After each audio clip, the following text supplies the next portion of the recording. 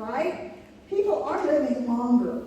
The number of Americans ages 100 and older are 101,000 over the next 3 decades. Okay, it's going to quadruple to be 422,000 in 2054. It's a typo on the thing. According to the U.S. Census Bureau. So everybody, makes mistakes. They can only, of course, put information in that they retrieve. Not everybody fills all that out, but that, I think that's truly amazing that there are truly a number of centenarians. How many of you know what a centenarian is? Tell us what it is. Exactly correct. Someone that lives over 100 years of age. All right? And so we're here to celebrate them and those that are quickly approaching that, because they're doing something right? So we want to learn from them and go forward with it. In the last 3 decades alone, the U.S. centenarian population has nearly tripled. Today, women and white adults make up the vast majority of Americans that are in their 100s.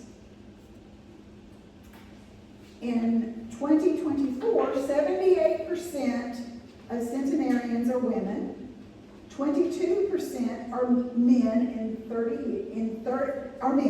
in 30 years, women are expected to make up only 68%.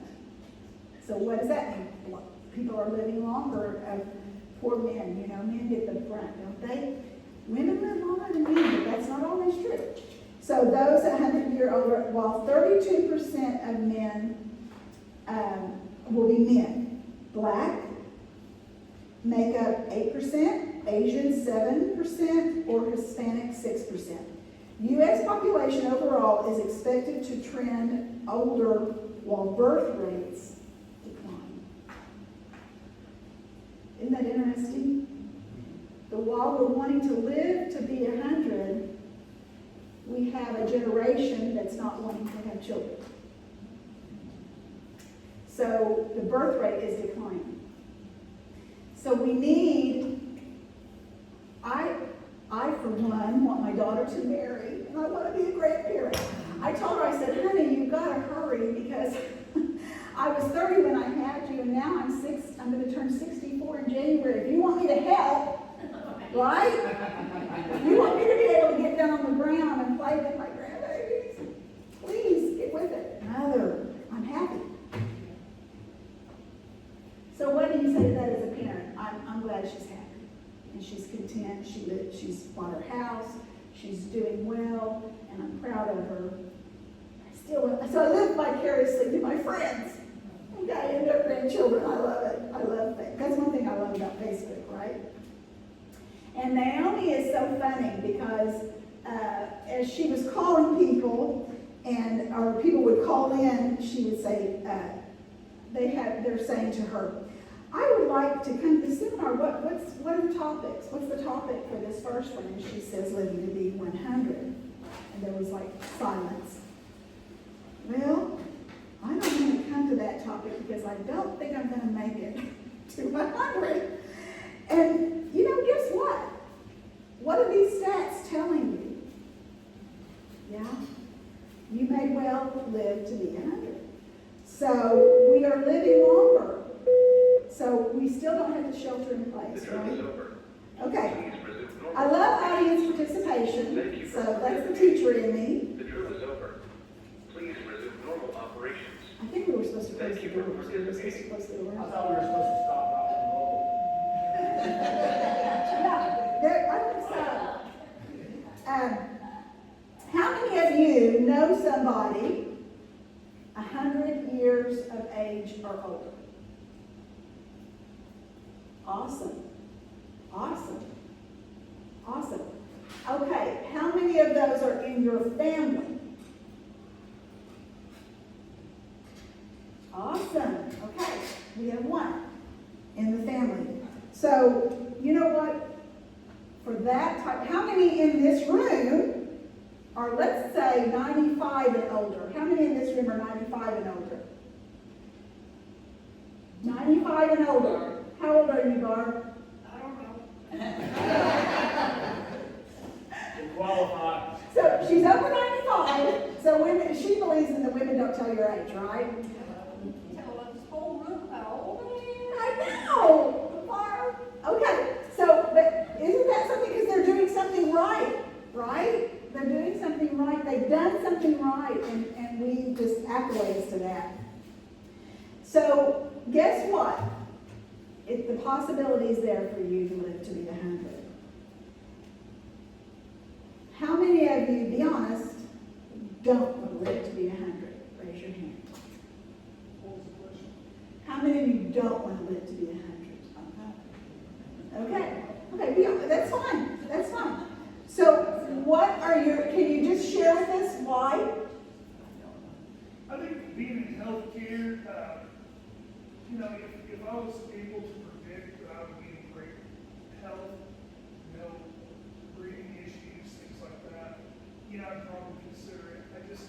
To me personally, being in healthcare and seeing the struggles, I was in the industry like Dallas for years, and we saw people really struggle with their ADLs. I don't want that burden to be on my kids. Right. So, avoiding the burden for family. You don't mind if you knew you're going to be able to keep on the going. You get to enjoy life, the quality of life. Okay, Cindy? The way I feel at 66, I'm like, oh my gosh, You can't imagine? Okay, so her current state of mind, her current state of how she feels is like, I don't want to go to 100. Ditto him. Okay, that's a great answer, right? Ditto him. It's like if I knew I could, if I knew I was going to feel great, I don't mind it. That I don't want to be a burden. And let me just say this: anytime through here, if you want some water or coffee or anything, we're very low key. You may feel free to reach your. Okay. Does anybody want something right now? Francis will bring it to you. Would someone like some water? All right. People are living longer. That's the number one truth. Whether you want to or not, I want that to sink in for just a minute. I don't know how many people, when I interviewed, that said they compared their life to their parents or family member. That's one of the reasons they didn't want to live to that age, because of X of this person or that person. And, or genetics, let's say, quote unquote genetics. Because my family doesn't live long. Or my mom and dad, my brother, my aunt, my sister, my uncle. So what are the odds, right? That's where you're going to with that. But actually, the genetics excuse is fading. And why is it fading? It's our mind. It's our mind status. And I'm going to go ahead and skip over here. I'll skip my story because I want to make sure. Okay, for example, someone's frame of mind of how they view things makes a big difference. The mind. The keys are when living to be successful. I want to use my grandmother as an example. My grandmother Nash. She lived to be 95. But she loved for me to have garage sales. And you know why? She was probably in her 80s. She made things to bring to my garage sale to sell. You know, do any of you remember they crocheted around our washcloths, our tea towels? She would do that. She would bring them to sell. Then she also she knitted around the hanger and added the little clothes clips, and they dangled from the hanger, and you could put your delicates, when you washed, you hung your delicates on that. She would make those, and she would sell them at them. I still have two of them. And I still have a washcloth, and I stopped using it because I wanted to keep it. Because it's really that being, having that, just to keep going, making some money at a garage sale. The industry part of her just really touched my heart about living longer. And I thought, I want to be like that. And, I just always thought, I see that in her. She always had that gung-ho. And I think that frame of mind, she almost lived to be 100. And she said, I just want to go in my sleep, and that's how she went. So, it's kind of a God gift type thing, that she lived, and she was sharp as a tack. She would tell the stories, she started telling stories over and over. She did move into assisted living, and we used to tell our kids, okay, when we hear the same story 3 times, we can go. Okay, they were all in middle school and younger, and they would go. We flash up their 3 fingers, but they loved their great-grandmother to death. On the bright side, the things that used to be problematic are not problematic anymore. There's cures for major diseases, right? That's another reason that we can probably live longer. What will happen when they do cure cancer? What will happen when they do cure heart disease and Alzheimer's? It will be fabulous, because my father suffered with Alzheimer's, and that's a long, long goodbye. It's a long, long goodbye, and so we pray that there is something discovered. A cure happens this side of heaven, and if not, we'll all be healed in heaven. So but they think a lot more like, I guess what I'm trying to say is we need to think a lot more like the Cemeterians. Because they didn't give up. They keep thinking ahead. They keep looking and focusing for the future. And I think that's a big part of it. The big keys to living successfully: are you optimistic? That's what we were just talking about. Are you optimistic or pessimistic? Do you think that affects how we live or how long we live? If you're a negative Nelly, you're not going to live as successfully as somebody else. You may keep living, but will you be living a happy and joyous life? The keys boil down to 3 things: resourcefulness, adaptability. Say the third one with me: positivity. Positivity. Try to be positive. Resourcefulness, let's talk about one. Congratulations, you're resourceful. If you use the things like our sponsors that are here, if you use these qualities and learn from these people, you're going to have great resourcefulness of going forward. He has another conflict, so just sneaking out. Right. You've already dealt with a lot of things that's not a hurdle anymore. So that's resourceful. How do I do that? We have walkers now. We have walkers that have the chairs on it. So people, when you go senior day at the fair, they don't let that stop them that they have a walker, do they? You see them, they're just going around. They have a little, if they get tired, they flip that little seat down and they sit. Resourcefulness. Things have been created to add to our resourcefulness so that we can go and do what we want to do. Right? So I think that's wonderful. The things that are available for us now. Also, I think adaptability. Everything in this room is adaptable, more or less, right? I can create the sound to be different. I can lower or higher, make the volume. I can raise the volume. We can do the air conditioner now at a touch of a finger. I'm always amazed too of our centenarian type people of what all they have seen in their lifetime.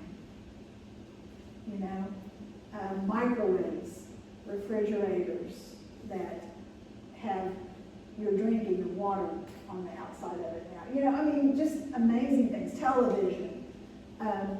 It's just truly amazing what all they have seen in their lifetime. I know in my lifetime used to be a pager. Nobody had a cell phone. The next way from a landline to get a hold of you and to disrupt your day for an entire day was the pager. Beep, beep, beep, beep. Call this number, right? Now we have cell phones. Now we have Siri, tell me da da da da da. Just like that. Siri, give me directions to Francis Tuttle and Edna. And your phone goes, yeah. Do you want me to call it or do you want directions? Right, isn't that what she says? So we have a lot of adaptability of things that are going on to us. I'm going to hurry along.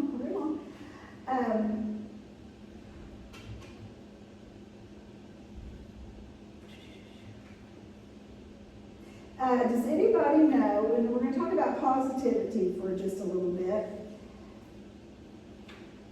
If you had a choice, do you prefer to be around someone that is positive or someone that says, oh, let me tell you about my life? Do you have a preference? Does anybody have a preference? I see a lot of heads nodding. Please don't give us any names, okay? In case they're sitting next to you. No, just joking. But positive. Try to be positive. And that's not just our age. I have, you know, I remember teaching, when I would be teaching a classroom full of students, how they would receive something in the classroom. You could tell if this person was positive or this person was a pessimist. They were going to view life that way. And our wish is for them to hopefully turn that tide, but it's so important to keep a positive attitude in life. Yes, things can go wrong. Yes, we all have problems. Yes, we can lose people that we love to terrible diseases. But the second thing is, you are still breathing. You need to live for your kids. You get to still enjoy your children. You get to still enjoy your grandchildren, your great-grandchildren. You can volunteer at your church. You can volunteer at a single moms type situation, at City Rescue Mission, or whatever. We're going to talk about that a little bit later on and talk about volunteering, how important that is. And there is a multitude of people up here, our sponsors, that would love to give you suggestions of how you can volunteer for them. Right? Can help to come and lead. If you play the guitar, lead singing, you know, they're always looking for entertainment. They're always looking for guest speakers to share. Maybe we need to do that again about making the crocheting around the washcloths.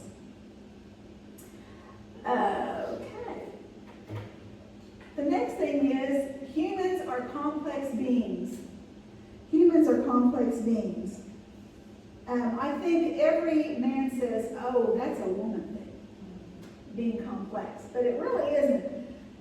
All of us as human beings are complex because we have a mind that's thinking, we have our emotions, and our physical well-being, and our spiritual part of our bodies. 4 components of being who we are, what makes us human, are spiritual, mental, emotional, and physical. What I've noticed in working in the aging field of people who are trying to help people age successfully, there's one of those that gets focused on more than the other 4. And it is the physical one.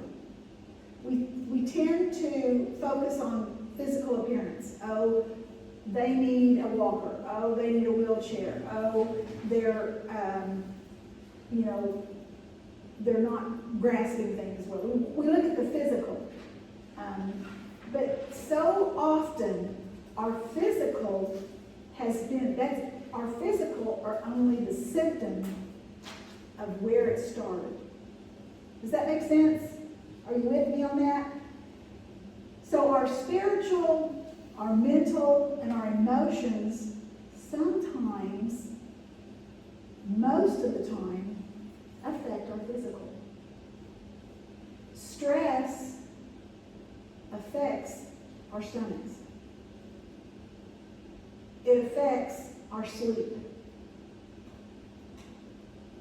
Do you see where we're going here? The reason why we need to push the physical maybe aside a little bit, and let's focus on the spiritual part of our being. The spiritual part, can we agree, is connected and interconnected with something. There is a greater, most everybody agrees, whether you go to church, Christian, Buddha, whatever you form of religion or spirituality you partake in, you believe there's a greater good. There's a bigger thing up there that has caused your existence, and that's helping your existence. So whether you're in that, there is this higher power that's directing us. People tend to go, oh, I'm going to go to the doctor to get a pill for this or that. And I don't want to put that down. Sometimes we do need to do that. But a lot of times, if we would get better rest, if we would turn the TV off maybe sooner and read a book, or go back to where we didn't have television, so we read a book at night, or, technology's wonderful. You can also have a sound of a fan, you can have the sound of rain, right? Filling your night, preparing you to go to bed so that you can get more rest.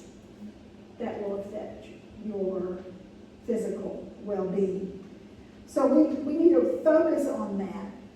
There's a great song that says, "It's well with my soul." That means a lot. To be well with your soul means that all those things come together. You are okay. You're going to give the pressures or lay them aside to meet with that spiritual time of mental rest.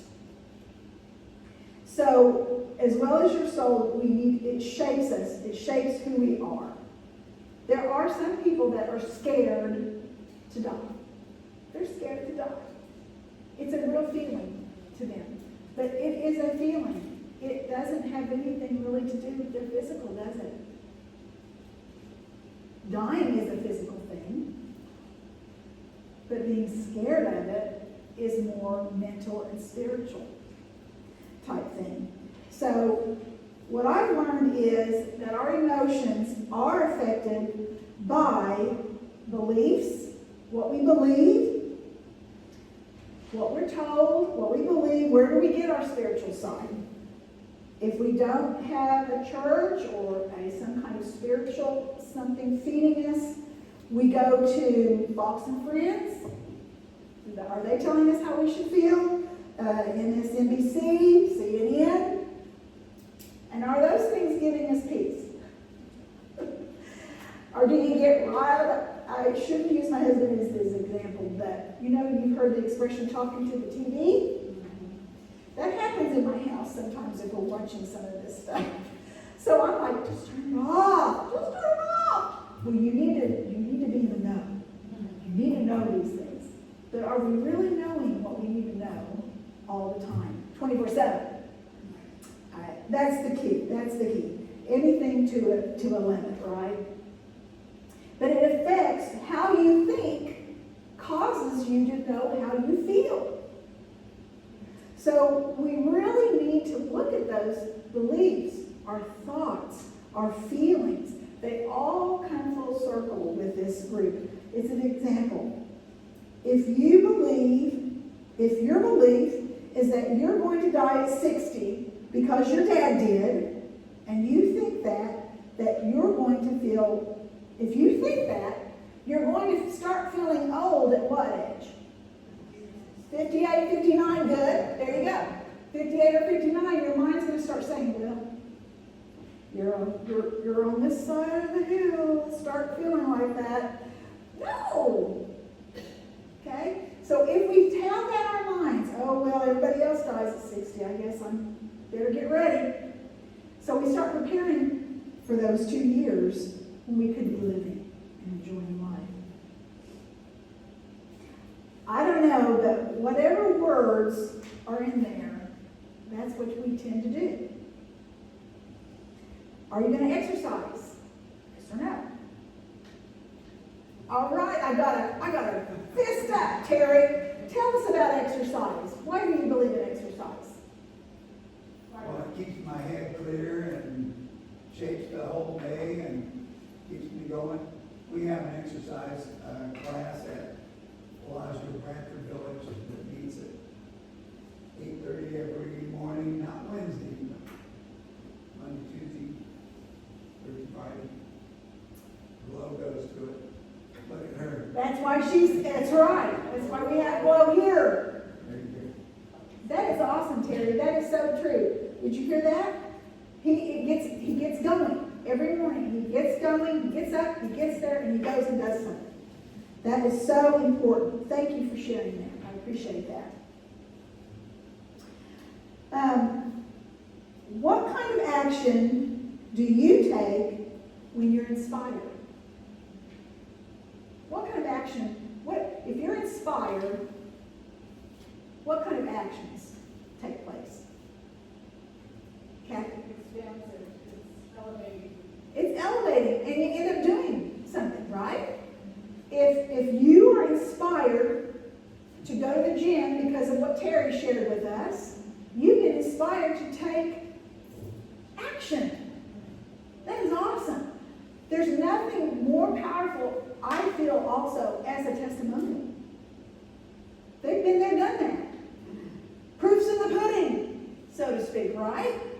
If they tell you that, the proof's in the pudding. So it's awesome. Take action on those things. Because everybody that I've ever known, when you first talk to them about turning 100, they'll say, what?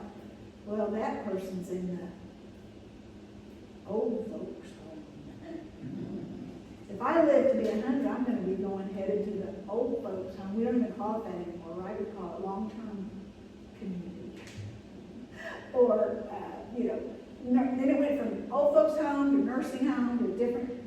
Doesn't even the terminology of where we live affect how we live? Yes. I had friends when our headquarters in our church denomination moved here.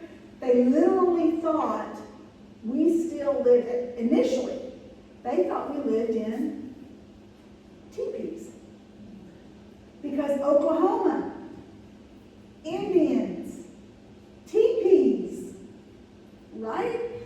I'm going to teepee country, right? So it matters. It matters what happens. I'm also going to tell you one more story, and then I'm going to slow down here. Is my other grandma. You know how you have two things on both sides of the pendulum? My mother's mother was a servant. Okay? That was her actions. Her mindset was to take care of her 4 daughters.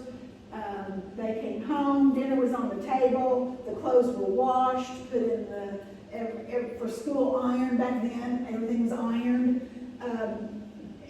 She was a homemaker, a true homemaker, and she loved it. What happens?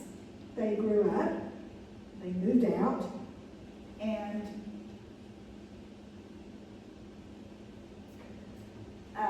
to maintain, whoops, I went too fast, sorry. What happened to her is she got depressed. She fought depression.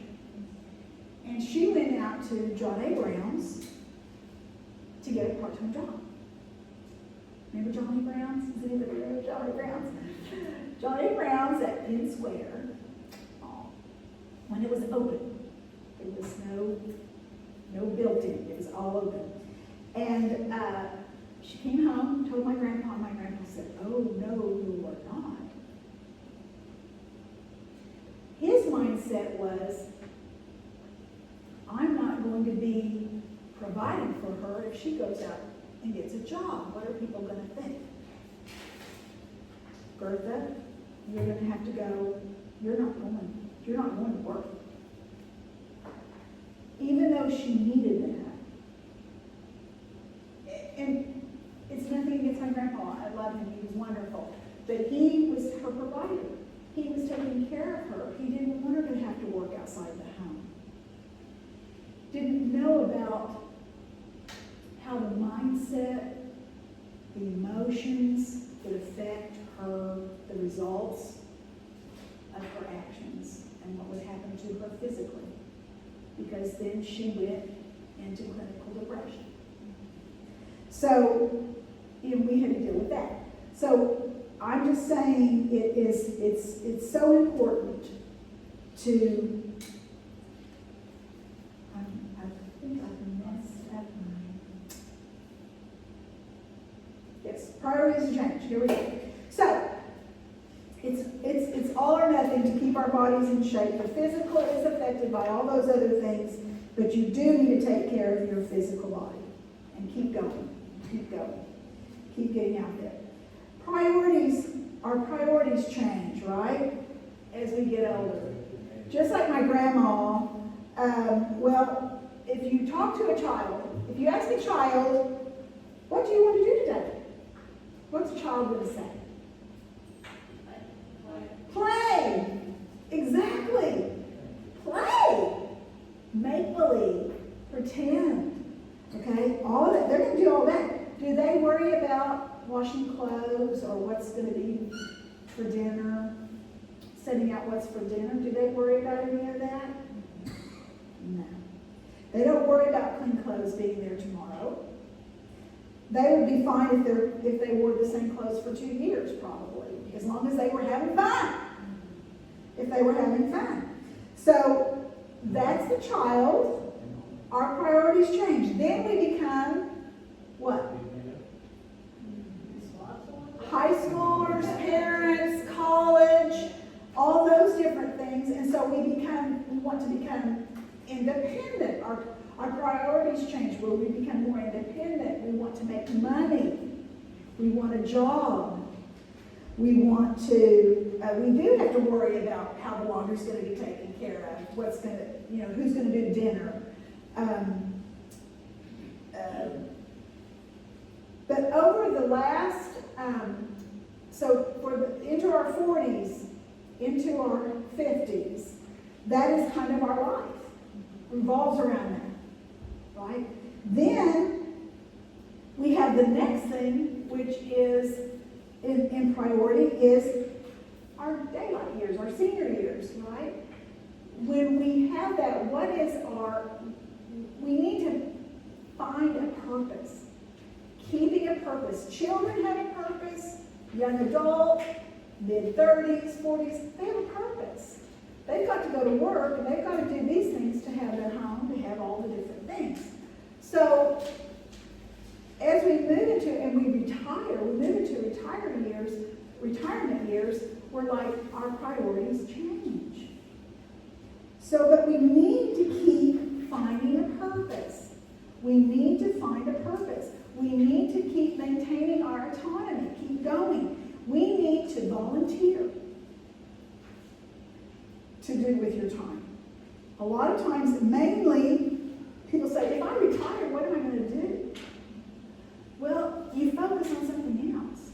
You get to focus on your family. You get to focus on those things which seems like they go. Remember when you used to say, oh, I just hope nothing happens. I want to get married. I want to get a wedding dress.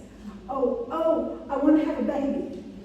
I want to have a family. Oh, time, don't let this happen because I want to have grandchildren. oh, we don't let this happen. So we have these finding purposes going out to the future. Our purpose should be to start continuing a servant heart. Start getting back to those generations again. You're just changing your purpose. You can volunteer at so many different things. You can travel. You can be a teacher's aide. There's just a multiple things. Come and staple. Come and do. You know, I have to talk about Francis Baker here because let me find it here because I don't want to make sure I don't miss it. Okay, like I told you before, Francis helps me. She has made calls for me and everything like that. But let me tell you something. I called Francis, say, Francis, can you come to the seminar? Well, let me check my calendar. That is so awesome. Because she goes to Bible study on Wednesday morning. She goes to Pilates. She goes to, she does the funeral dinners for her church. She helps take care of her great grandchildren, loves every minute of it. She has Scruffy, which is her dog that she walks, goes out and walks him every day, keeps her out. Do you see what I'm saying here? I want to emulate that. Go out, be an example so that the young goes, I want to be just like Glenn Howard. I want to be just like Sydney. I want to be just like Robert. John. You have to call and get a date to go visit. Because they're always going and doing. That is finding a purpose. That is going on and doing. And the most important thing, leaving a legacy. We all want to leave a legacy. We're all going to leave a legacy. What are people going to say when you do this? We want to live a legacy. I admire Francis Baker. I call her and say, Francis, pray for me. I'm going to cry. I've got this going on. I don't have my mom and dad anymore. But she has stepped in there and she'll say, I'm praying for you. It means the world to me. It means the world to me. You know, I know the Bible says that their prayers are still being answered. All those prayers, my grandmother, my grandpa, my great-grandma, all those prayers are still being answered. But it's nice to hear someone say, I'm praying for you. You're going to make it. You're going to do good. They're leaving a legacy. Everybody leaves a legacy. It's not one thing, it's another. You're going to either be the pessimist that everybody remembers or the positive person everybody remembers. But everybody leaves a legacy. Doesn't matter if you're dirt poor, if you have millions of dollars that you want to leave to your family. You may not have 2 pennies to leave to your family, but they have a mind full of memories. I saw all of you now, but memories. And you can't sell those. You can't buy those. You know, I tell people that are downsizing, don't give your parents more stuff. Or the adult children, don't give them more stuff.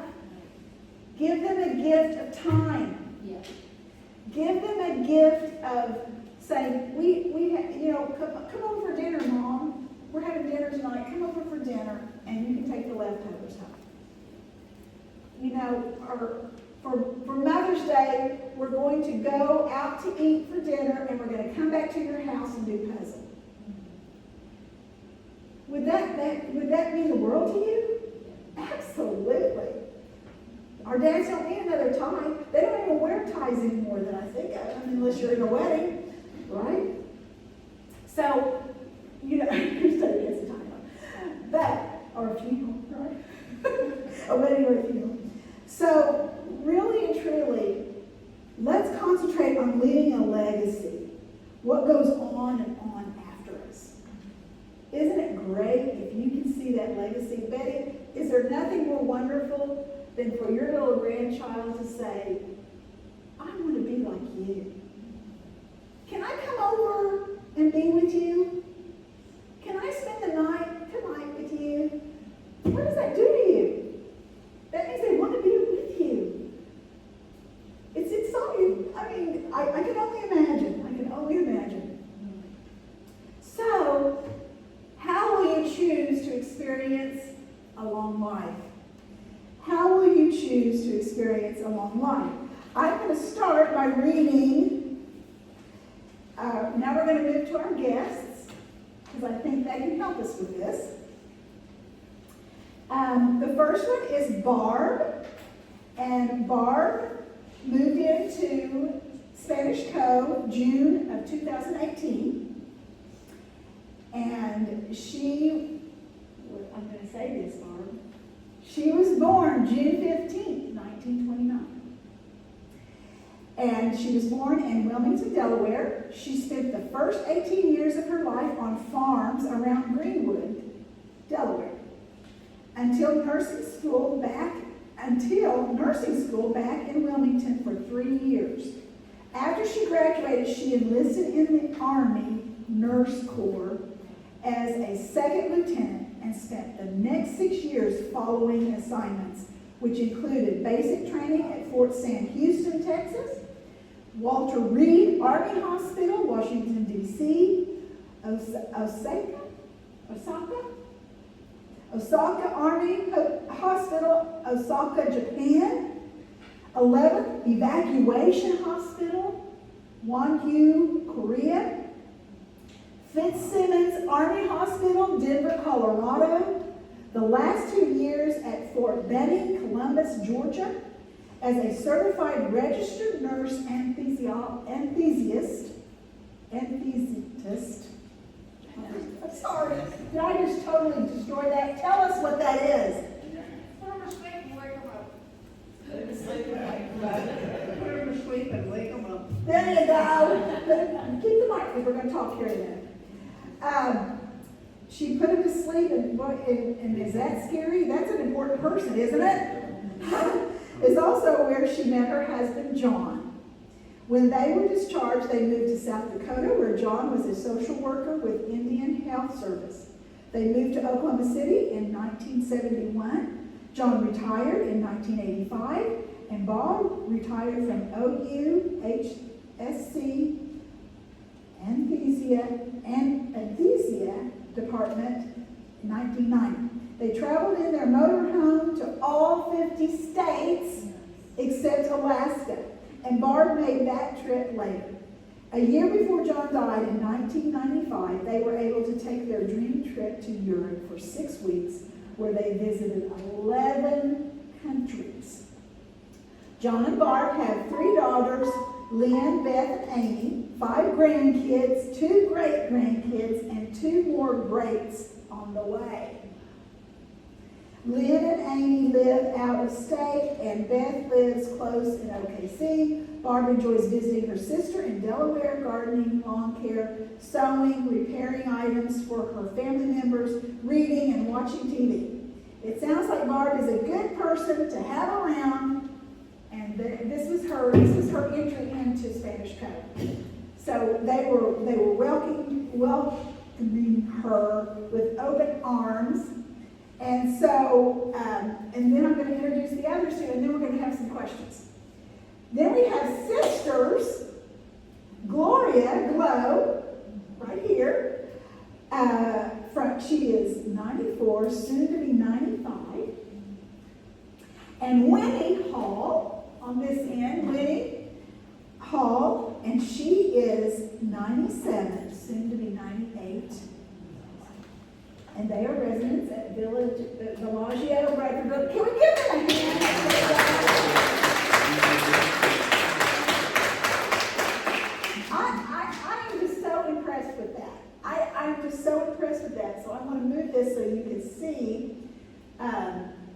exciting to have them here with us.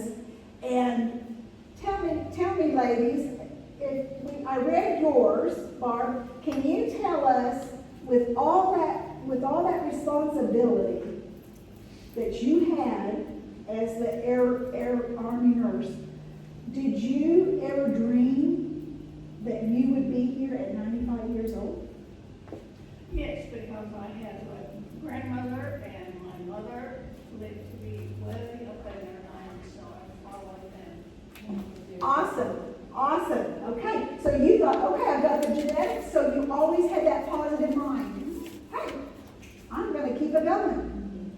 Right, that's awesome. So any other secrets? Like you had that positive mind, which that's important.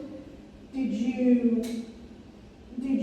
you physical? I'm sure being the nurse, did I you grew always? up on a farm. I was the oldest of 3 girls, so I was really my bad boy. Okay, there you go. So you were always, from the time you were little, you worked hard, were active, labor active. Oh, yeah. Definitely. That is awesome. So did the Army, do they require you to run or to do exercises or Oh, anything? yeah, you just do whatever they tell you. That's why they want you in the Army, right? You do whatever they tell you? Okay, awesome. Okay, Glo, can you talk with us a little bit? Tell us a little about yourself first. Tell us about you. Thank you. I am an old No, you're not. vocational education teacher and advocate. I've been a counselor in vocational education, in Oklahoma City schools, in Putnam City schools, and in Edmond schools. And No, I told you to turn it up because we couldn't hear you. Okay, there you go. anyway, I worked recruiting students for vocational education from the time they were sophomores in high school. I visited 22 schools every year and recruited students for those classes. I volunteered for 2 wonderful jobs with neonatal in Mercy Hospital and the forensic lab with OSBI. Wow. I have had a wonderful life, and my purpose has been to be useful, and that is my purpose. And I did not attach an age to that. There you go. It just happened. That is awesome. Keep the mic. Okay, so I have a question for you. Do you think there's hope for me? Because if you dare to help students, if you're an educator, you have to be a fighter. So you're just going to live longer because you're in education? Well, I think there's been some kids I thought, oh, I run into my students all the time, and they do remember me. See, isn't that wonderful? So you've left a legacy. Yeah. See, you're leaving a legacy to them, and what I love about the Voc Technical program is that not everybody is a reading, writing, and arithmetic child, right? And so they feel like, oh, I don't make A's, I'm not in AP classes, but they are welders, electricians. Aviators. Yes! Yeah. So what I'm saying to that is helping in the technical realm. What's so wonderful about that is they find something there. We need more of this now. It's becoming a lost art. There are very few plumbers, very few electricians, and it's just getting, it's so. And I have a young man who's working out here who's headed the auto mechanics class. Wow. Yeah. And my son had 6 children. I have 11 great-grandchildren, and with the 12th one on the way. Oh, congratulations, that's wonderful. Thank you. All right, Winnie.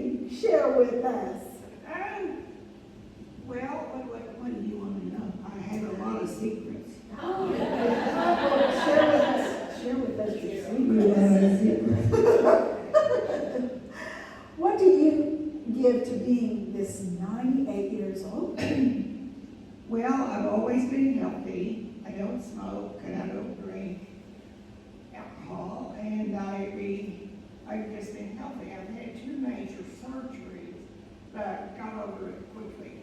You know, I'm just. Because you've taken care of your body. Got up and started going again. I've had my own business.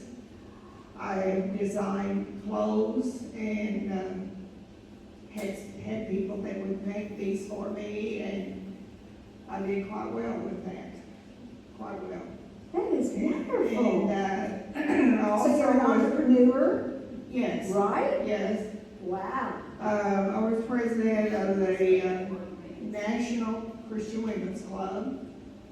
Then our minister called me in one day and he said, "It's time you came and did our president of our girls, our women." Oh. And so I was president of the Christian Women's there at our church.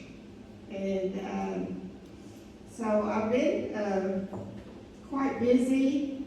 I went to college in Texas for 1 year, and that was boring as it could be. So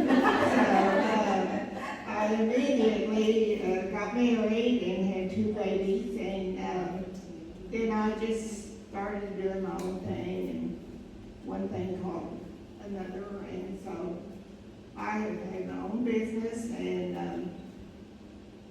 I'm retired.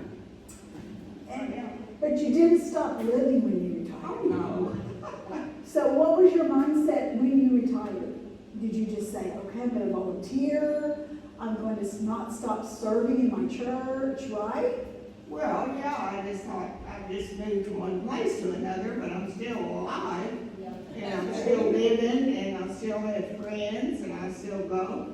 And I dance, if someone will dance with me. Oh, that's wonderful! That's So, wonderful.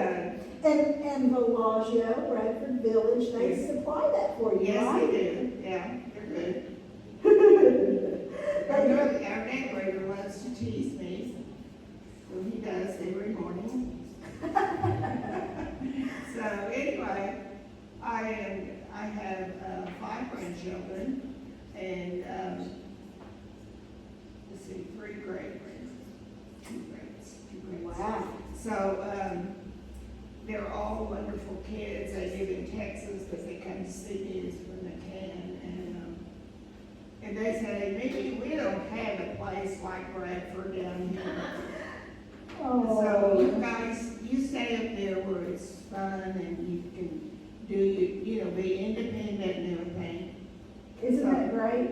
Did you hear that? The adult, there's also a responsibility, I love that you brought that up, Yeah, because there's also a responsibility of the adult child to say, hey, I'm okay with this move. I will come and take my bulletin board down that has my high school corsage from prom, so that you can downsize and go on with your life. You're not my storage unit. yeah. And do y'all hear my pet peeves here coming out? I'm sorry, forgive me. But isn't that not true? I love that they're saying, you stay there where you're active and where you're happy and your friends are. Yeah. We will come visit. That's right. That's what they do. And I I love talk to that. them on the phone, and the boys are in soccer and golf and all that stuff. Sure. And I'm proud of them. They make wonderful grades, and they love to come and see me. And they can't come as often as they like because they're very busy.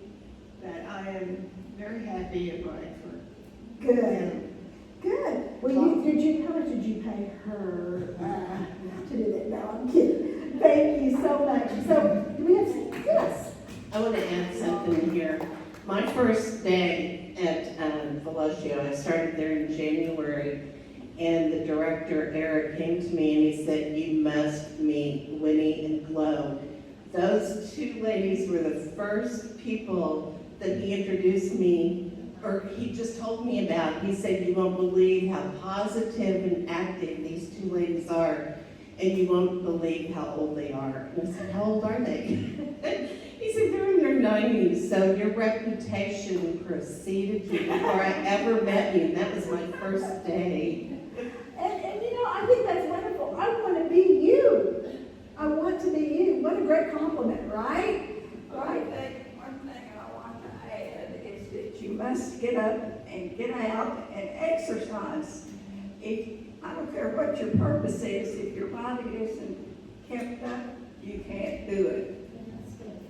Thank you. Get up and go. Get up and go. Just get up and go. Okay, any questions, David? Do y'all have some questions you'd like to ask? Anybody have any questions? Well, okay. I'm going to just say at this point, thank you so much. I'm going to go over my stuff that I have to say.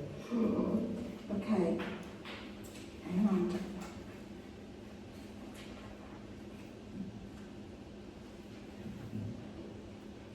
I got to turn this. Okay. I've got to follow my instructions, right? I'm going to close now, and we are social creatures, right? So I want you to take this next 10, 15 minutes, come around, get to know our sponsors, get to know us, my team. We'd love to meet you personally and talk with you, answer any questions. But also, our main goal is to form a relationship with you and to add value to your life. We want to add value of what you're interested in and what you would like to do. Also, before you go, share one thing that you gleaned from this today. What stood out to you? What's the one point that really stood out to you? And just tell somebody you don't know today that little tidbit. Please fill out your evaluation sheets and let us know topics that you're interested in. And also, please get those to Francis or to Terry as you leave.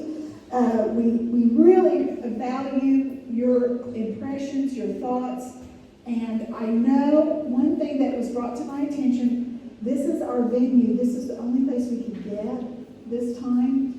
But if you could put down your concerns about the venue, ever since COVID and the different things of being an educational institute, they have a lot of this red tape that you've got to go through to even enter the building. And if we didn't explain that well enough to you of how to get in here until we change our venue and we find someplace that's maybe a little more friendly to you, just text us, call us, share with us, and we will make sure that you're entered, okay? We'll try to talk with them and see what we can do. You can exit through this door, you just cannot come in this door because of safety rules and regulations. Let's give it up for our precious visitors today, almost the parents. Appreciate you coming and sharing with us. And feel free to talk to them and glean from them. What a great example. Next month, it's going to be the times of ins and outs of Medicare. It will be well preserved being here for us, and VA benefits. We're going to have Janine Wade will be here for us. So all of that. So share it with others. Share it in the text. Whatever it takes to get here. We'd love for you to come and bring it back. Have a great rest of your day.